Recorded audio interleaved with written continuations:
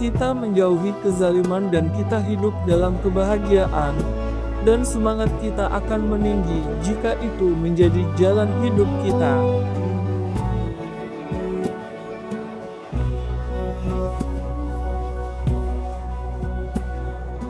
Ketika agama berada di puncak, dan kita menjunjung firman pencipta kita dengan pengagungan yang sempurna.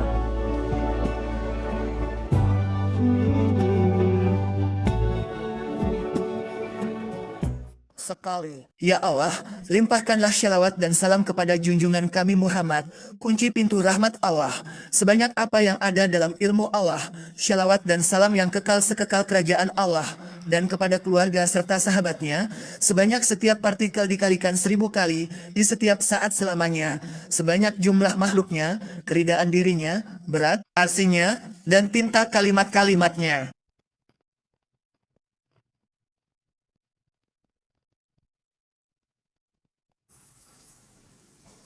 Dengan cara paling sempurna, beri manfaat, teladan tertinggi, dan wahyu, kemampuan zikir, syukur, ibadah, lembut, sehat.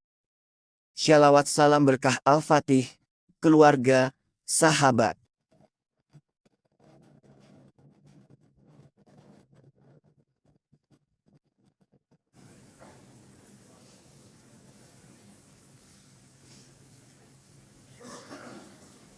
Dengan nama Allah, semoga Allah meridai kalian. Dan dengan sanad kalian yang bersambung kepada Imam Asy-Syarani dalam kitabnya, Kashful Ghumah an Jamil Ummah. Semoga Allah memberi kita manfaat dengannya dan dengan ilmunya di dunia dan akhirat, serta dengan ilmu kalian, hingga beliau berkata.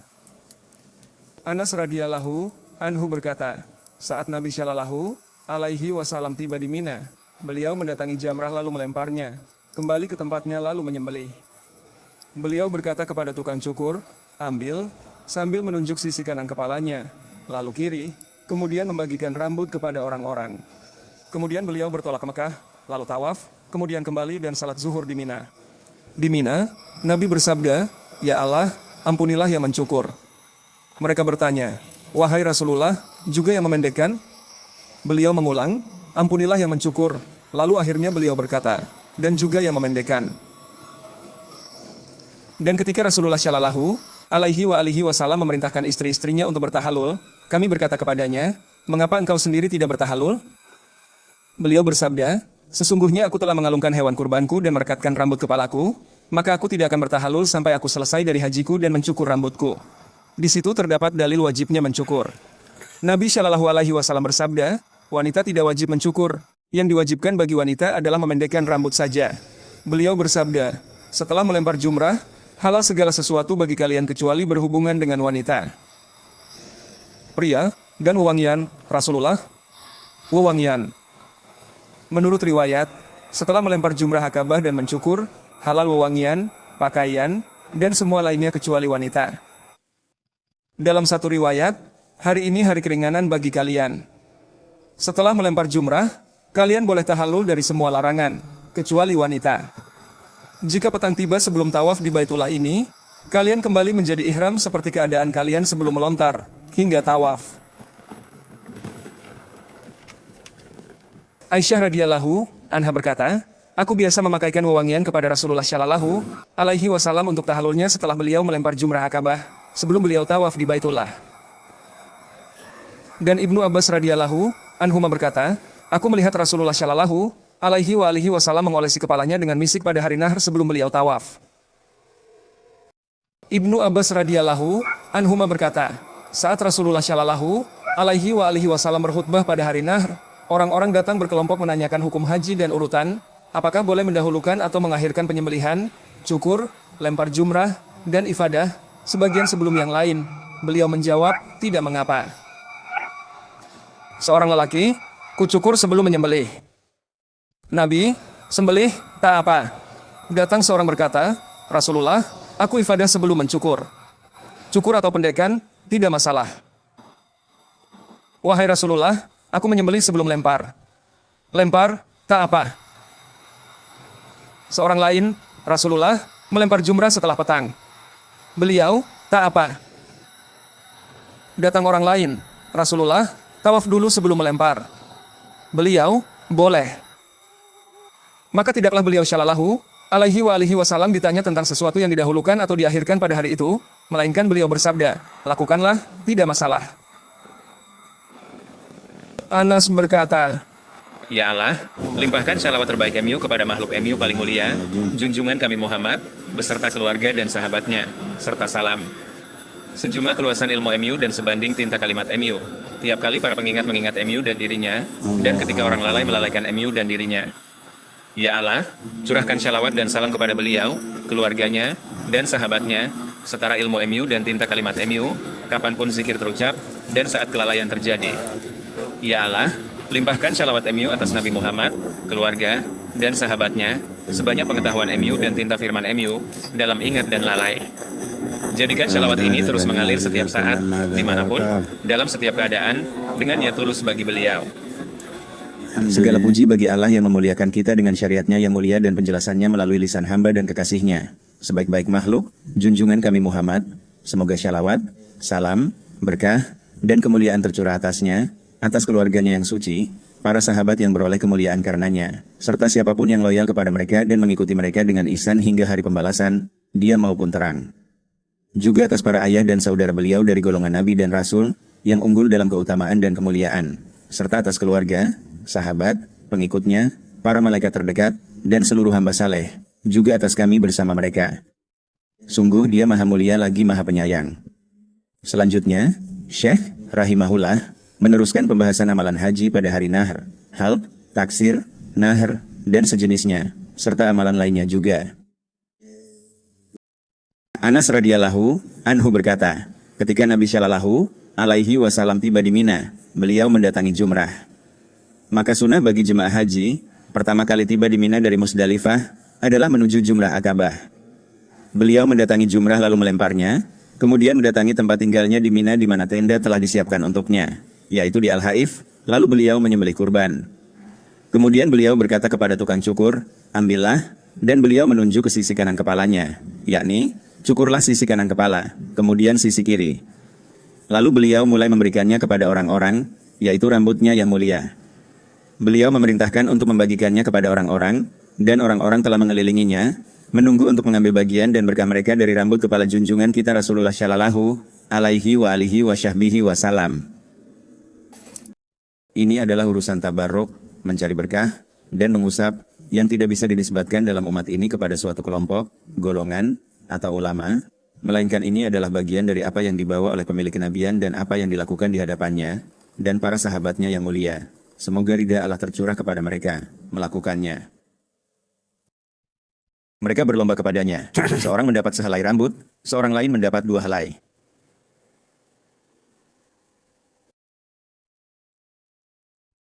Beliau berkata, lalu bertolak ke Mekah, tawaf, kemudian kembali dan salat zuhur di Mina, syalawat dan salam Allah atasnya. Seperti dalam Sahih Muslim dan lainnya, sunnah menurut jumhur, lempar jumrah, sembelih, cukur, lalu tawaf, menurut riwayat sahih yang banyak disebut. Mazhab Hanafiyah mewajibkan tertib dalam amalan haji pada hari itu. Di Mina, Nabi Shallallahu alaihi wasallam berdoa, Ya Allah, ampuni yang mencukur gundul. Ditanya, dan yang memendekkan? Beliau mengulang doa untuk yang mencukur 3 kali, lalu menambahkan, dan yang memendekkan, kali ketiga atau keempat. Mereka sepakat, mencukur rambut kepala wajib dalam haji menurut 3 imam mazhab, dan hukumnya rukun menurut Syafi'i. Menurut Syafi'i, rukun haji, menurut 3 imam, wajib haji, cukur atau pangkas, cukur lebih utama pria, pangkas wanita.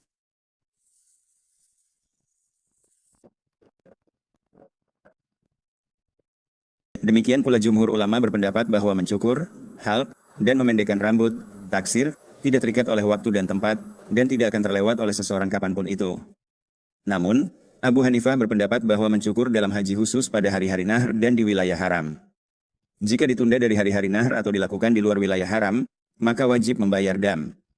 Jadi, menurut beliau, mencukur terkait dengan hari-hari Nahr dan wilayah haram. Dan jumhur ulama berpendapat bahwa mencukur, halq, dan memendekkan rambut, taksir, tidak terikat oleh waktu dan tempat, tetapi sunahnya adalah melakukannya di tanah haram dan pada hari-hari Nahr. lebih utama dilakukan pada hari nahar itu sendiri, dan setelah melempar jumrah serta setelah menyembelih kurban jika ia memiliki hewan kurban untuk disembelih. Dan hendaknya dilakukan sebelum tawaf. Mencukur ini lebih baik bagi laki-laki, sedangkan wanita memendekkan rambutnya, dan yang lebih baik dalam memendekkan rambutnya adalah dengan mengambil seukuran ujung jari dari seluruh ujung rambutnya, dari ujung-ujung rambutnya mengambil seukuran ujung jari.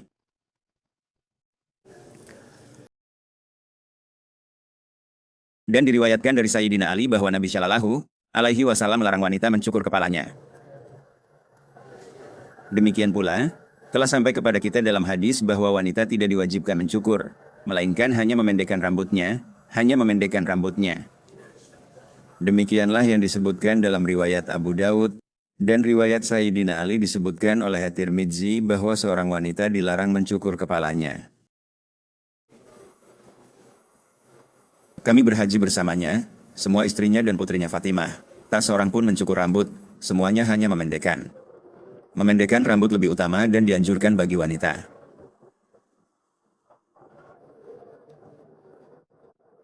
Bahkan mereka berkata mencukur itu bid'ah dan mengandung kerusakan rupa.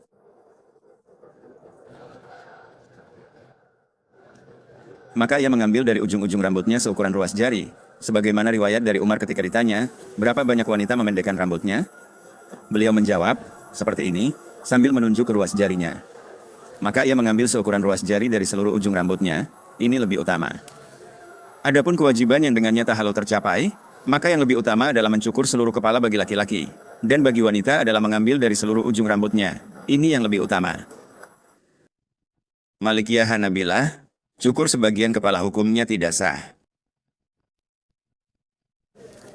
Maka bila mencukur, cukurlah seluruhnya. Bila memendekkan, ambil dari semua ujung rambutnya itu juga. Mereka berkata karena Nabi mencukur seluruh kepalanya, maka itu menjadi penafsiran mutlak dari perintahnya untuk mencukur. Dan kalangan Hanafiyah berkata, jika mencukur kurang dari seperempat kepala, maka tidak sah. Dan jika mencukur seperempat kepala atau lebih, maka sah, dan makruh jika tidak mencukur seluruhnya. Maka sunnahnya adalah mencukur seluruh kepala. Tetapi menurut mereka, Hanafiyah, jika telah mencukur seperempat atau lebih, itu sudah sah.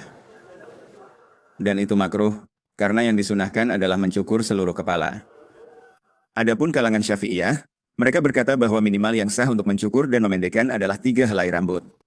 3 helai rambut, ia menghilangkannya dengan mencukur, memotong, mencabut, membakar, atau dengan cara apapun ia menghilangkan 3 helai rambut. Ini pendapat paling minimal. Karena itu Nawawi menolak klaim yang dinukil bahwa cukup mencukur sehelai rambut. Salah.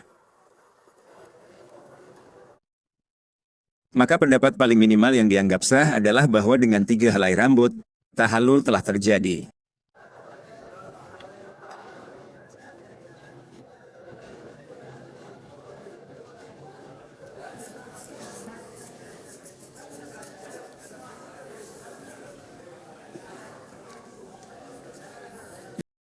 Mereka berkata, barang siapa yang berumrah sebelum haji pada waktu yang jika ia mencukur rambutnya, maka pada hari nahar rambutnya belum tumbuh. Maka memendekkan rambut, taksir, saat umrah lebih utama baginya. Agar bisa mencukur pada hari nahar untuk haji. Dia tahu bahwa dia akan segera berangkat ke Arafah dan rambutnya tidak akan tumbuh. Tidak akan tumbuh. Dia mencukur saat umrah tamatu, lalu nanti saat hari nahar tiba, tidak ada rambut yang bisa dicukur. Maka yang lebih utama baginya adalah memendekkan rambut saat umrahnya, kemudian mencukur rambut untuk hajinya. Maka barang siapa yang berumrah sebelum haji pada waktu yang jika ia mencukur rambutnya, maka pada hari nahar rambutnya belum tumbuh, maka memendekkan rambut lebih utama baginya.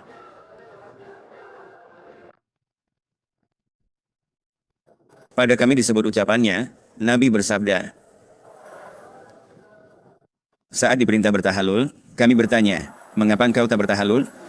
Aku telah mengalungkan hadiu dan melumuri rambut, tidak bertahalul hingga selesai haji dan mencukur. Wanita tidak diwajibkan mencukur, melainkan wanita hanya memendekkan rambutnya.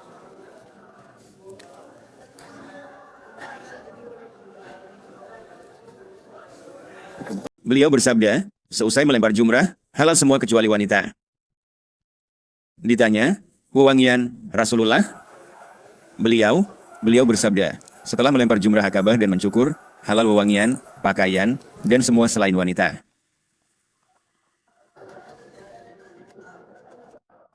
Dalam satu riwayat, hari ini kalian mendapat keringanan. Seusai melempar jumrah, kalian halal dari semua yang dulu dilarang, kecuali mendatangi istri. Jika petang tiba sebelum tawaf di Baitullah ini, kalian kembali lagi ihram seperti semula sebelum melempar, hingga tawaf. Akan dibahas tentang hukum tahallul dari ihram. Dan menurut mereka ada tahallul pertama dan tahallul kedua, tahallul asgar, kecil, dan tahallul akbar, besar. Kalangan Syafi'iyah dan Hanabilah mengatakan bahwa tahallul pertama terjadi dengan melakukan 2 dari 3 hal berikut, melempar jumrah, mencukur, dan tawaf.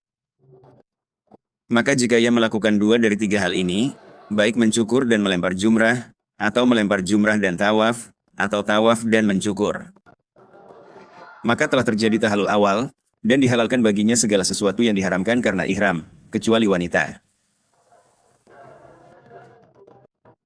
Paham? Kalangan Hanafiyah berkata, tahallul asgar, kecil, terjadi dengan melempar jumrah dan mencukur atau memendekkan rambut. Jika ia melakukannya, halal selain wanita.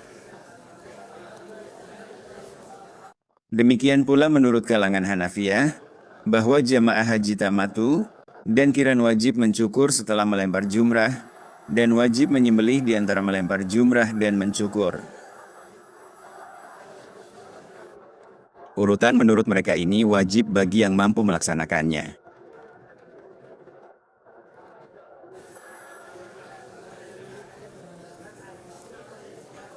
Diriwayatkan dalam Sahih Muslim bahwa Sayyidah Aisyah berkata, aku memberi wewangian kepada Nabi Shallallahu Alaihi Wasallam sebelum beliau berihram dan pada hari Nahr sebelum beliau tawaf di Baitullah dengan wewangian yang mengandung misk. Dan beliau tawaf di Baitullah setelah melempar jumrah, menyembelih, dan mencukur. Rasulullah Shallallahu Alaihi Wasallam, maka aku memberinya wewangian untuk tawaf.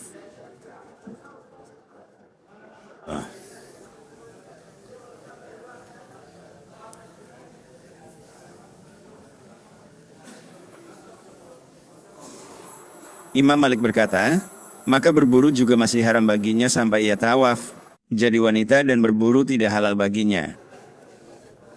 Dari firman-Nya, jangan bunuh-bunuhan saat ihram. Belum tawaf ifadah, masih ihram.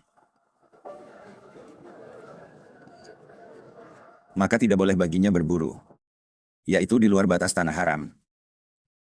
Ya. Dan dalam hadits sebagaimana yang kita dengar, menurut Imam Ahmad dan memiliki syahid, penguat, dari Al-Bukhari, jika kalian telah melempar jumrah, maka telah halal segala sesuatu kecuali wanita.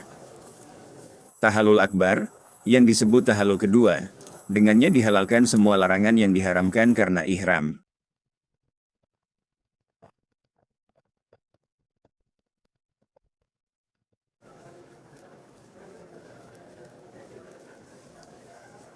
Maka tahallul akbar terjadi dengan tawaf, yaitu dengan melakukan amalan ketiga dari 3 amalan yang telah kita sebutkan.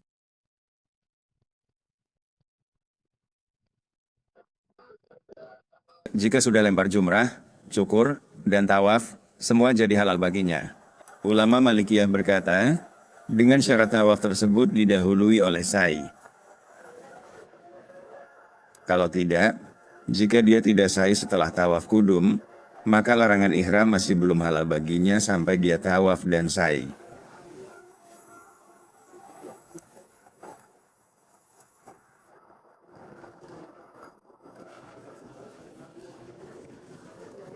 Menurut Hanafi dan Maliki dari fajar, Syafi'i tengah malam.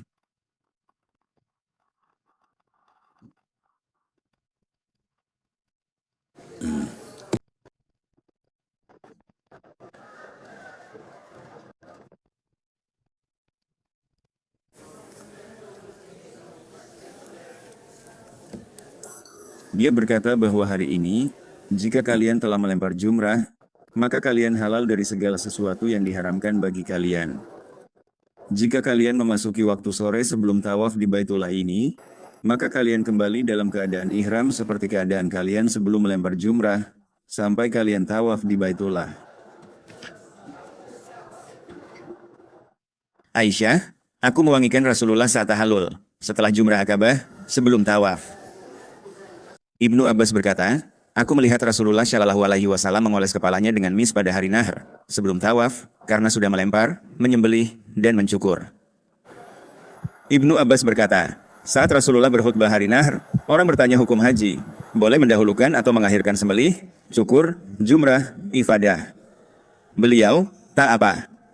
Seorang, saya cukur sebelum sembelih. Beliau, sembelih, tak apa. Lainnya, saya ifadah sebelum cukur. Beliau, cukur atau pendekan, tak apa.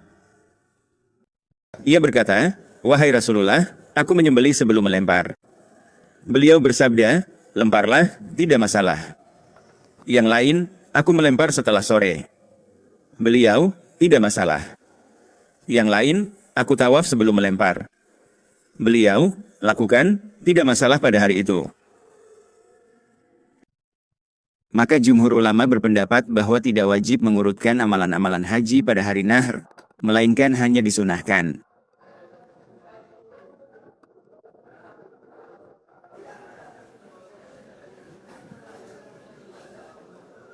Ya, dan setelah itu kita mengetahui bahwa disyariatkannya urutan ini disepakati, tetapi hukumnya sunnah, tidak wajib.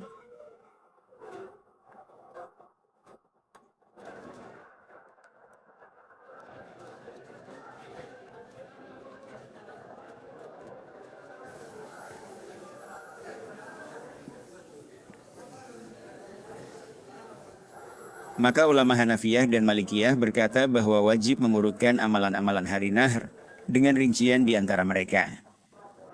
Menurut Syafi'i, sahabat Abu Hanifah, dan riwayat Ahmad, urutan sunnah saja. Lakukan, boleh, lakukan, boleh, lakukan, boleh. Ulama Hanafiyah berkata, wajib mengurutkan amalan-amalan Mina sesuai dengan yang telah ditetapkan. Adapun urutan antara amalan-amalan tersebut dengan tawaf ifadah adalah sunnah. Artinya boleh mendahulukan tawaf ifadah sebelum amalan-amalan Mina. Tetapi untuk amalan-amalan Mina, harus dimulai dengan melempar jumrah, kemudian menyembelih jika wajib menyembelih, kemudian mencukur.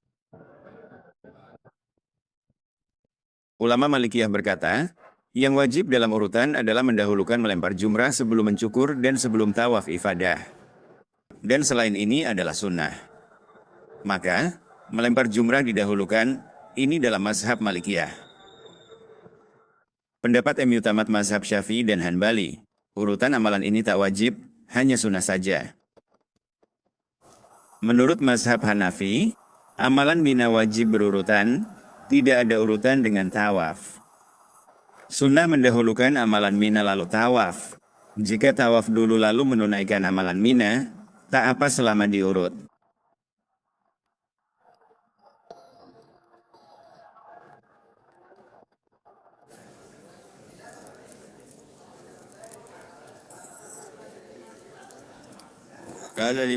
Dan Imam Ahmad berkata dalam sebuah riwayat bahwa harus ada urutan, dan riwayat tersebut menyatakan bahwa beliau hanya mengatakan hal itu kepada mereka yang bertanya. Saya tidak sadar, saya telah mencukur rambut sebelumnya. Maka beliau menganggap orang yang tidak tahu dan lupa dimaafkan.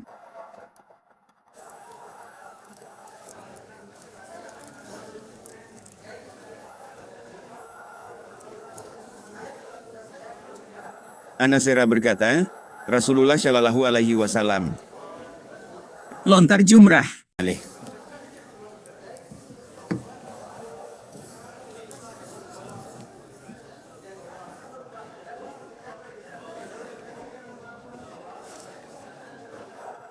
Semoga Allah menganugerahi kami mengikuti kekasihnya, mendekatkan kami kepadanya, memberi masing-masing bagian dan nasibnya, menjadikan kami lurus di atas jalannya, yang berharap dengan mirajnya, melindungi kami dari keburukan jiwa dan amal, serta segala keburukan, melapangkan derita umatnya, menolak bala dari mereka, mengubah keadaan mereka menjadi terbaik, serta memperbaiki urusan kami, kalian, dan mereka, secara rahasia maupun terang, dengan kelembutan, keselamatan, dan kesehatan. Shalawat salam berkah baginya.